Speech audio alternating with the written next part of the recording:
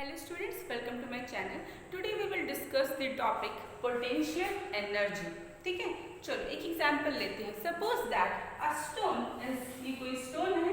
Suppose that a stone is lying on the ground. ये कोई stone है जो कि ग्राउंड पे रखा हुआ है. तो जब ये स्टोन ग्राउंड पे रखा हुआ है तो ये अपने आप से कोई भी वर्क डन नहीं करेगा. Does not do any work on its own. वो अपने आप से कोई भी वर्क डन नहीं करेगा. But if we raise this stone to a certain height, अगर इस स्टोन को हम किसी हाइट तक, एक सर्टेन हाइट तक लेके चले गए, इस स्टोन को अगर हम एक सर्टेन हाइट तक लेके गए, ठीक है, तो दैट मीन्स अगर हम इस स्टोन को एक सर्टेन हाइट तक लेके गए कि हमने इस स्टोन पे क्या किया, वर्क डन. कैसे वर्क डन किया, हम इस स्टोन को एक हाइट पे ले जाने के लिए हमने क्या किया होगा, फोर्स अप्लाई किया होगा और स्टोन में डिस्प्लेसमेंट भी हो रहा है. दैट मीन्स हमने इस स्टोन पे क्या किया, वर्क डन. देन अगर हम इस स्टोन को इस हाइट पे ले जाने के बाद अगर रिलीज करते हैं तो अब ये स्टोन वर्क डन करेगा. ठीक है, अब अगर हम इस स्टोन को रिलीज करते हैं तो वो क्या करेगा, वो वर्क डन करेगा. अब ये स्टोन वर्क डन कर रहा है, that means it has some energy. इसमें क्या आ गई, एनर्जी आ गई. Because without energy we can't do work ना, एनर्जी के बिना तो वर्क हो ही नहीं सकता. सो दैट मीन्स अब इस स्टोन ने वर्क डन किया, इट मीन्स इसने कुछ एनर्जी को एक्वायर कर लिया. It acquired some energy. इसने क्या किया, इसने कुछ एनर्जी एक्वायर कर ली. दैट्स व्हाई अब एक सर्टेन हाइट पे जाने के बाद वो क्या कर रहा है, वो वर्क डन कर रहा है. ठीक है, तो ये जो एनर्जी इस ऑब्जेक्ट ने, इस स्टोन ने एक्वायर की है, वो किसकी वजह से की है, due to change its position. किसकी वजह से की है, due to change in its position. ठीक है, due to change in its position. ठीक है, इस टाइप की एनर्जी को हम लोग बोलते हैं potential energy. This type of energy is known as potential energy. Just take another example. Suppose that कोई हैमर है, ठीक है, वो hammer as it is surface पे रखा हुआ है, तो क्या वो कोई वर्क डन करेगा, नहीं. It does not do any work on its own. But अगर हम इस हैमर को उठाएं और एक सर्टेन हाइट पे लेके जाएं, अगर हम उस हैमर को उठाएं और एक सर्टेन हाइट पे लेके जाएं, देन वहां से रिलीज करेंगे तो वो जब किसी नेल पे पड़ेगा तो वो वर्क डन करेगा. मीन्स अगर हमको नेल को वॉल पे डालना है तो भी चला जाएगा, अगर हमको किसी वुड के अंदर नेल डालनी थी तो भी वो मतलब फिक्स कर देगा उसको. क्यों, अब क्यों, क्योंकि वो हैमर उस नेल के ऊपर क्या करेगा, वर्क डन. लेकिन कब करेगा, जब तक वो सरफेस पे रखा है तब तक अपने आप को कोई भी वर्क डन नहीं करेगा. जैसे ही उस हैमर को हम एक सर्टेन हाइट पे लेके गए, दैट मीन्स उस हाइट की वजह से उसकी हमने उसमें वर्क डन किया. ठीक है, हमने उसमें वर्क डन किया, वो क्या करेगा, उसकी पोजीशन चेंज हुई तो वो कुछ एनर्जी को एक्वायर कर लेगा. That energy is known as potential energy. ये एनर्जी क्या होगी, पोटेंशियल एनर्जी. ठीक है, सही है. तो कोई भी चीज़ अगर सरफेस पे एज इट इज रखी है तो अपने आप कोई वर्क डन नहीं करेगी. अगर उसको हम किसी सर्टेन हाइट पे लेके जाते हैं, देन रिलीज करते हैं तो it will do the work. अगर कोई चीज़ सरफेस पे रखी है, हमने यहाँ से इसको रिलीज किया, वो जाके उस पर हिट करेगा तो क्या कर देगा, उसको ब्रेक कर देगा, उसको नुकसान पहुँचाएगा. ठीक है, that means it will do some work. ठीक है, सच टाइप ऑफ एनर्जी, ये एनर्जी जो ऑब्जेक्ट्स एक्वायर कर रहे हैं अपनी पोजीशन के चेंज होने की वजह से, अपनी पोजीशन की वजह से, मीन्स एक सर्टेन हाइट पे है तो एक सर्टेन पोजीशन पे, वहाँ की वजह से, so that energy is known as potential energy. इस टाइप की एनर्जी को हम लोग बोलते हैं पोटेंशियल एनर्जी. ठीक है, क्लियर. एक और एग्जाम्पल लेते हैं, और भी पोटेंशियल एनर्जी का एग्जाम्पल है. सपोज दैट ये कोई स्प्रिंग है, एक स्प्रिंग लिया हमने और स्प्रिंग को हमने एक साइड से वॉल पे फिक्स कर दिया. एक साइड से स्प्रिंग को हमने क्या कर दिया, वॉल पे फिक्स कर दिया, एंड दूसरे साइड से हमने कोई ब्लॉक लिया और उस स्प्रिंग से उसको फिक्स किया.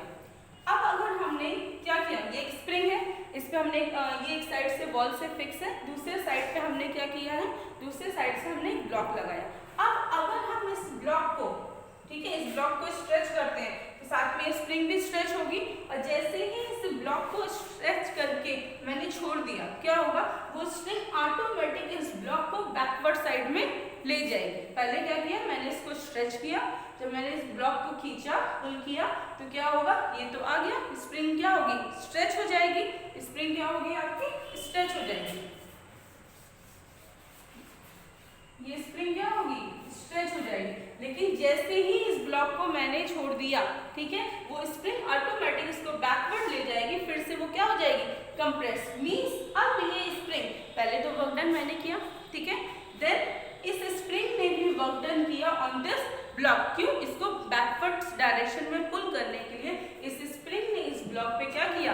Work done. अब वो वर्क डन कैसे किया? एज इट इज अगर स्प्रिंग होती है उसको हम स्ट्रेच नहीं करते तो क्या वो वर्क डन करती? नहीं, ठीक है। तो अब उस स्प्रिंग ने क्या किया है? Work done. कब वर्क डन किया? जब उसका शेप चेंज हुआ, जब उसको हमने स्ट्रेच या कंप्रेस किया, इन that condition it will do the work. जब हम इस स्प्रिंग को स्ट्रेच करेंगे या कंप्रेस करेंगे, इन दैट कंडीशन ये स्प्रिंग वर्क डन करेगी। Why? Because due to stretching and that compression वो क्या करेगी? इट एक्वायर सम एनर्जी, वो कुछ एनर्जी एक्वायर कर लेगी and that energy is known as potential energy. अब मे भी आप मुझसे पूछ सकते हो ये एनर्जी पोटेंशियल एनर्जी कैसे हुई? देखो, अगर कोई ऑब्जेक्ट किसी हाइट में है, उस कंडीशन में उसमें जो एनर्जी होती है वो भी पोटेंशियल एनर्जी होगी। मीन्स किसी ऑब्जेक्ट की हाइट की, ग्राउंड से अगर वो किसी हाइट पे है, ठीक है, तब उसके अंदर जो एनर्जी होगी that is potential energy. Means उसकी हाइट की वजह से, उसकी पोजीशन की वजह से। और अगर कोई ऑब्जेक्ट का शेप चेंज हो रहा है, शेप मीन जैसे हमने स्प्रिंग लिया, स्ट्रेच किया, कंप्रेस किया, रबर बैंड, आपने rubber band as it is रखो तो क्या वो वर्क डन करेगा? नहीं। अगर उस रबर बैंड को हमने क्या किया? स्ट्रेच किया, इन दैट कंडीशन उसको हम जैसे ही छोड़ देंगे वो वापस अपनी ओरिजिनल पोजीशन पे आ जाएगा। That means it will do some work, ठीक है। तो वहां पे भी उसका वर्क डन क्यों कर पा रहा है? Due to change in its position, उसके shape, sorry not position, shape, due to change in its shape. तो अगर किसी बॉडी का शेप चेंज हो रहा है, उसकी वजह से उसमें जो एनर्जी होती है, उस एनर्जी को भी हम लोग पोटेंशियल एनर्जी ही बोलते हैं, ठीक है। क्लियर? आई थिंक आपको सारे एग्जाम्पल समझ में आएंगे, ठीक है। तो पोटेंशियल एनर्जी क्या होती है? The energy possessed by an object due to its height या फिर due to its position, height मत बोलिएगा, ड्यू टू इट्स पोजीशन और shape is known as potential energy. Okay, okay, so the definition of potential energy is the energy possessed by an object by virtue of its position, main stress किस पे देना है?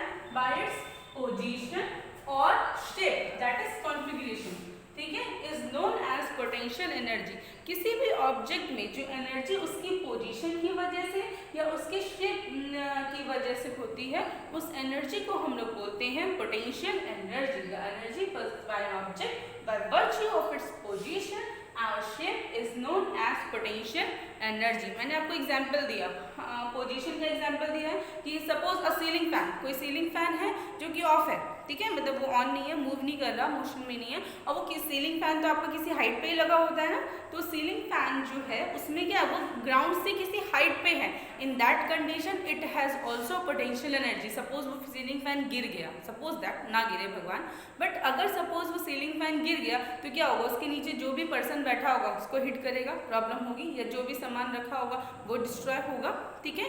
That means वो क्यों destroy हो रहा है या किसी को क्यों हार्म करेगा? बिकॉज वो क्या करेगा? वर्क डन करेगा। तो वर्क डन क्यों करेगा? बिकॉज उसके अंदर क्या है? एनर्जी। वो तो स्विच ऑफ है, आप कहोगे स्विच ऑफ है तो इसमें एनर्जी नहीं है, नहीं, एनर्जी है। एनर्जी क्यों है? उसकी हाइट की वजह से। सपोज ये सीलिंग फैन यहाँ पे लगा हुआ है और ये ग्राउंड से कुछ हाइट पे है, एच हाइट पे है, तो इस हाइट की वजह से, इसके ग्राउंड से कुछ हाइट पे होने की वजह से, पोजीशन की वजह से इसके अंदर कौन सी एनर्जी है? पोटेंशियल एनर्जी, ठीक है। आपने देखा होगा जो डैम्स बनते हैं, ठीक है, तो डैम्स में जो वाटर स्टोर्ड होता है, it has also the energy. क्यों? कोई भी चीज अगर ग्राउंड से किसी हाइट पे है, एक सर्टेन हाइट पे है, in that condition it has the potential energy. Shape का भी मैंने आपको एग्जांपल दिया, रबर बैंड, स्प्रिंग, ठीक है, they all have the potential energy. हाँ, अब अगर आपके माइंड में ये क्वेश्चन आ सकता है कि मैम सीलिंग फैन में तो आपने काइनेटिक एनर्जी बताया था, सीलिंग फैन में काइनेटिक एनर्जी तब होगी जब वो सीलिंग फैन मूव कर रहा होगा, ठीक है। जैसे अभी ठंडियाँ चल रही है तो क्या होगा? सबके सीलिंग फैन बंद है ना, तो इस कंडीशन में अभी उसके अंदर कौन सी एनर्जी है? सिर्फ और सिर्फ potential energy due to its position. But अगर वो सीलिंग फैन मूव भी कर रहा है देन उसके अंदर कौन सी एनर्जी होगी? तब उसके अंदर काइनेटिक एनर्जी भी होगी। तो एक ही टाइम पे किसी ऑब्जेक्ट में काइनेटिक एंड पोटेंशियल दोनों एनर्जीज हो सकती हैं, ठीक है, ठीक है। अगर कोई ऑब्जेक्ट किसी सर्टेन हाइट पे भी है एंड साथ साथ वो मूव भी कर रहा है, इन दैट कंडीशन उसके अंदर kinetic energy as well as potential energy दोनों होगी। Suppose a bird is flying in the sky, कोई बर्ड है जो कि आसमान में क्या कर रही है, फ्लाई कर रही है, तो फ्लाई करने का मतलब वो बर्ड किस में है, मोशन में। दैट मीन्स उसके अंदर कौन सी एनर्जी होगी, काइनेटिक। और वो ग्राउंड से काफी हाइट पे है तो उसकी पोजीशन की वजह से उसमें कौन सी एनर्जी होगी, potential. That means a flying bird has both kinetic as well as the potential energy. Is it clear, आपको समझ में आएगा। एरोप्लेन मूव करते हुए चला जा रहा है तो it has both kinetic as well as the potential energy due to its height, उसकी पोजीशन की वजह से, और वो मूव करते हुए जा रहा है, that means the kinetic energy. ठीक है, तो कोई भी चीज जो कि मोशन में भी है और किसी सर्टेन हाइट पे भी है, in that condition it has both the kinetic as well as the potential energy. ठीक है, क्लियर। तो एक ही टाइम पे काइनेटिक और पोटेंशियल दोनों पॉसिबल है। ओके, सो नाउ अब देखिए ये जो ग्रेविटेशनल पोटेंशियल एनर्जी है, अगर हम यूनिट की बात करें तो ये तो एनर्जी है, तो इसकी भी यूनिट जो आपकी होगी दैट इज दी जूल। ठीक है, जो भी एनर्जी है उसकी यूनिट क्या होती है, जूल। तो पोटेंशियल एनर्जी की यूनिट क्या होगी, जूल होगी। ठीक है, ओके।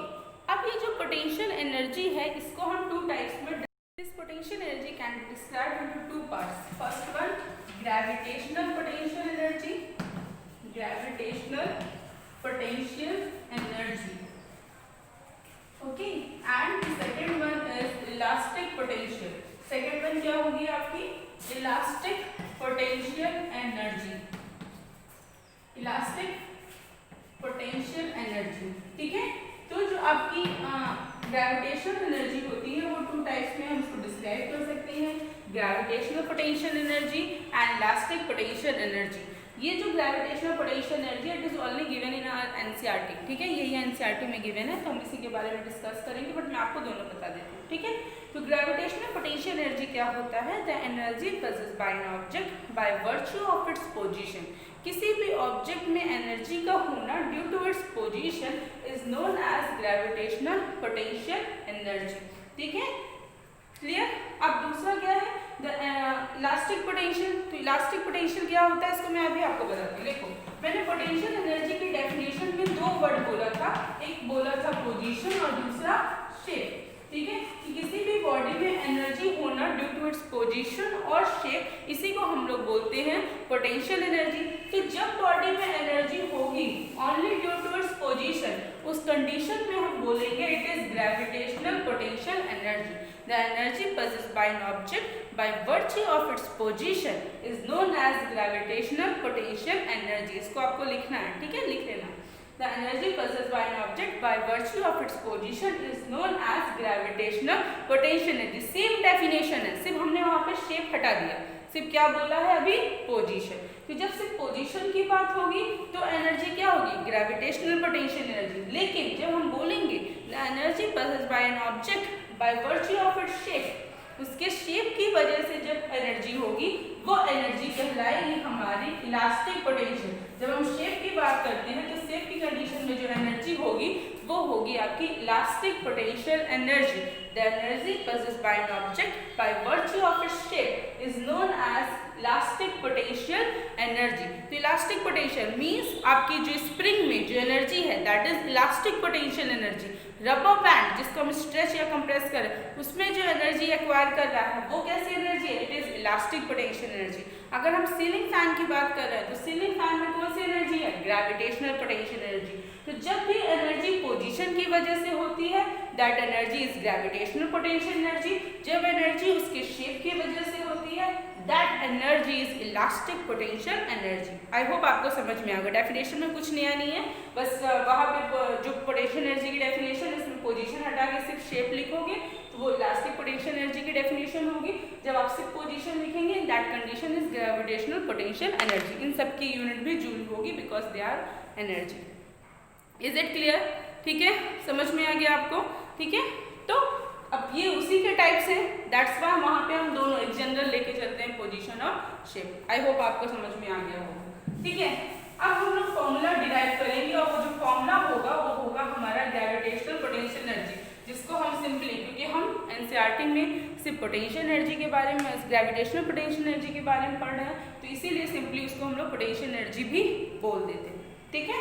अब देखिए, सपोज मैंने अभी जो एग्जाम्पल लिया था सेम एग्जाम्पल, ये कोई ऑब्जेक्ट है, ठीक है, ये ऑब्जेक्ट ग्राउंड पे है, ठीक है, इस ऑब्जेक्ट पे मैंने F फोर्स अप्लाई किया। क्या कितना फोर्स अप्लाई किया? F force. जब इस ऑब्जेक्ट पे मैंने F फोर्स अप्लाई किया तो अप्लाई करने के बाद वो एक सर्टेन हाइट पे चला गया। Let us suppose that height is h। अगर हम मान लेते हैं ये जो हाइट है वो h है, कि हमने इस ऑब्जेक्ट पे जब फोर्स अप्लाई किया तो इस ऑब्जेक्ट को हम कितनी हाइट पे लेके गए हैं? h हाइट पे, ठीक है, फोर्स अप्लाई किया तो h हाइट पे लेके गए, ठीक है। तो अब हम इसमें लिख भी सकते हैं, let us consider an object of mass m। इस ऑब्जेक्ट का जो मास है वो क्या है? m।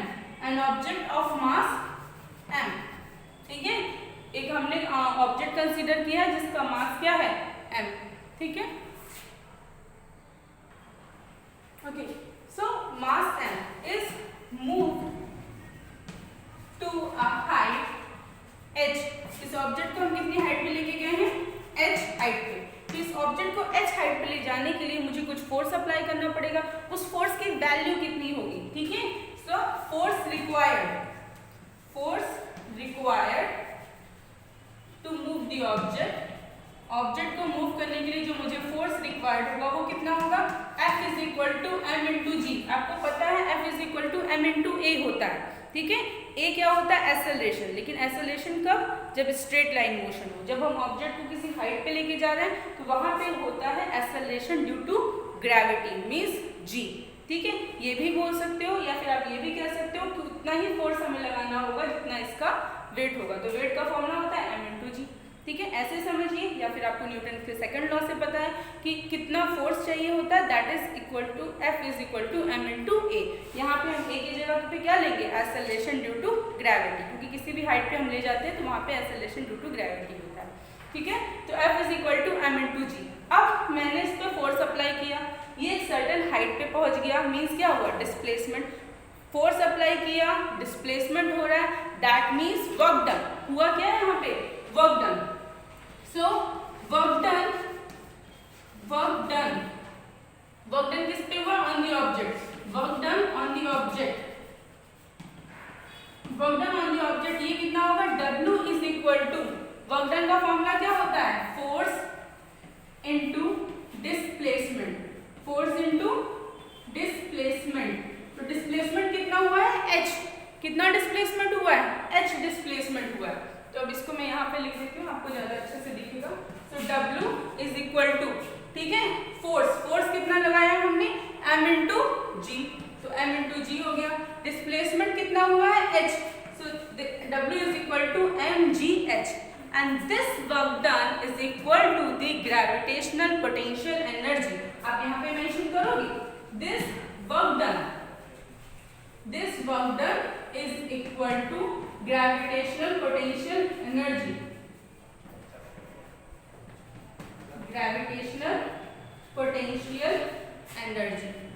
क्यों ग्रेविटेशनल पोटेंशियल एनर्जी के इक्वल होगा?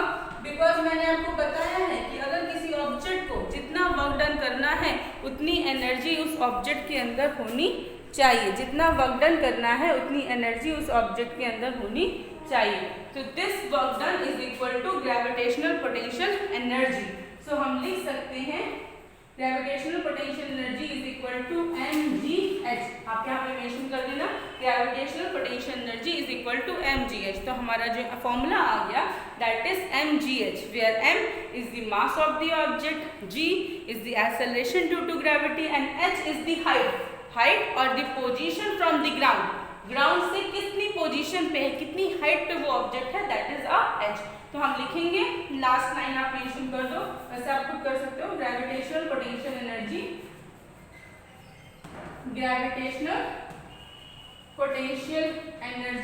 Is equal to mgh। तो यहाँ पे ग्रेविटेशनल पोटेंशियल एनर्जी क्या है? mgh, ठीक है, mass into acceleration due to gravity into height, ठीक है, ये था डेरिवेशन। इस फॉर्मूले पे बहुत सारे न्यूमेरिकल्स आते हैं, वो न्यूमेरिकल्स भी हम लोग सॉल्व करेंगे। तो आई होप आपको सारी पॉइंट समझ में आ गया। हम लोगों ने पोटेंशियल एनर्जी डिस्कस की, देन उसके types, gravitational potential and elastic potential. अगर आपको कहीं पे भी potential energy is equal to mgh लिखा हुआ मिल जाएगा तो कोई दिक्कत नहीं है, वो gravitational potential energy is a part of potential energy, that's why उसको हम potential energy is equal to mgh लिख देते हैं। ठीक है, तो कोई प्रॉब्लम नहीं है। आई होप सारे पॉइंट समझ में आ गए होंगे। If still you have any doubt you can ask me in the comment section. Thank you students.